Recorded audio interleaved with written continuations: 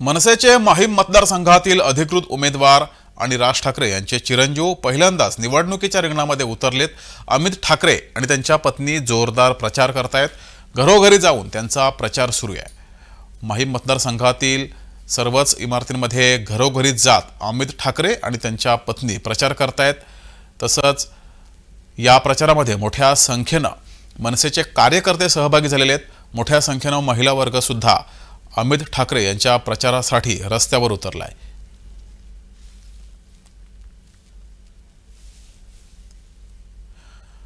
तर या प्रचाराच्या वेळेस त्यांनी इनसाइड स्टोरी सांगितलेली आहे। ही इनसाइड स्टोरी जाणून घेतली आहे आमचे प्रतिनिधी शुभम उमाळे यांनी। पाहूयात। दादर माहीम मतदारसंघातनं महाराष्ट्र नवनिर्माण सेनेकडनं अमित ठाकरे जे आहेत ते रिंगणात उतरलेले आहेत। जोरदार प्रचार मागील काही दिवसांपासून सुरू आहे। आता जो प्रचार आहे शेवटच्या टप्प्यात आलेला आहे आणि कशा पद्धतीत सुरू आहे प्रचार हे जाणून घ्यात स्वतः अमित ठाकरे आपल्यासोबत। अमित दादा, काय सांगाल, कशा पद्धतीत प्रचार सुरू आहे? नाही, उत्तम प्रचार चालू आहे। डोर टू डोर आम्ही घरोघरी चाललो आहे लोकांच्या। आम्ही आमचं विजन घेऊन चाललो आहे, त्याच्यामुळे जो प्रतिसाद मिळतो तो अतिशय उत्तम आहे। ते प्रेम, तो सपोर्ट मी असं अपेक्षित नव्हतं केलं, पण उत्तम, अतिशय मला खूप आवडतं। एकीकडे महायुती सरकारने लाडकी बहीण योजना लागू केलेली आहे, पण या मतदारसंघामध्ये फिरताना अशी माहिती मिळत आहे की महिलांचे आणि बहिणींचे जे प्रश्न आहेत ते सांभाळण्यासाठी आपली धर्मपत्नी जी आहे ती निवडणुकीच्या प्रचारात समोर आहे। त्यामुळे पुरुष आमदार असेल तर बोलण्यास कुठेतरी अडचण होत असते, पण आपल्या धर्मपत्नी जी आहेत मितालीताई ज्या आहेत त्या आपल्या प्रचारासोबत असतात। त्यामुळे त्या देखील याच्या प्रचाराच्या रिंगणात नाही तर निवडणुकीच्या रिंगणात आहेत अशी देखील चर्चा आहे आणि खूप चांगला प्रतिसाद जो आहे यामुळे तुम्हाला मिळत आहे।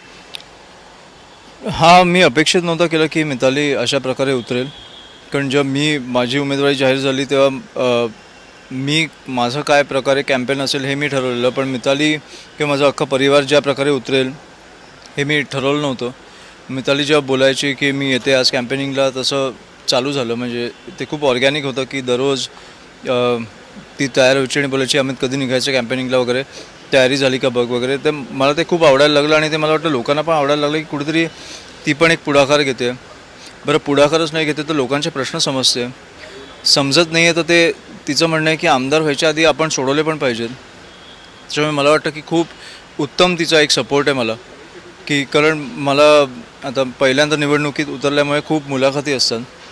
कॅम्पेनिंगचा वेळ मला कुठेतरी कॉम्प्रोमाइज करायला लागतो, पण ती सगळीकडे जाते। ती मला सांगते येऊन की असे प्रश्न आले। फॉर एक्झाम्पल कोळीवाड्यात ती गेलेली आणि तिने बघितलं की काही ठिकाणी सूर्यप्रकाश नाही पोचत आहे, त्याच्यामुळे दुपारच्या वेळेला ती काळोखातनं एका गल्लीत जात होती लोकांच्या घरोघरी। आणि मग तिने विचार केला की कुठेतरी इकडे लाईट्स असल्या पाहिजेत आणि आपण तिकडे सोलार लाईट्स लावून घेतो आहे।